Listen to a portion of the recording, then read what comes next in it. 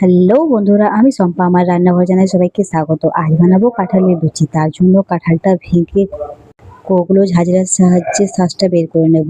তারপর কড়াই স্বাদ অনুযায়ী গুড় দিয়ে নেব। গুড়টা একটু গরম হলে কাঁঠালের শাঁসটা দিয়ে নেব। শাঁসটা দিয়ে কিছুক্ষণ নাড়াচাড়া করবো যতক্ষণ না গুড়টা শাঁসের সাথে মিশে যায়। গুড়টা ভালোভাবে মিশে গেলে একটা জায়গার মধ্যে ঠান্ডা হতে দিয়ে নেব।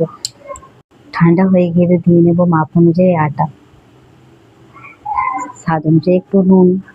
এটা ভালো করে মাখিয়ে দেব কোনো জলের সাহায্য ছাড়াই। আটাটা ভালোভাবে মাখানো হয়ে গেলে কড়াইতে তেল দিয়ে দেবো। তেলটা যাতে গরম হচ্ছে, লুচিগুলো কেটে নিই।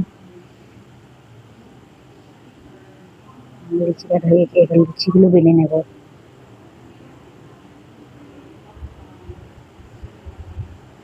লুচিগুলো বেলা হয়ে গেলে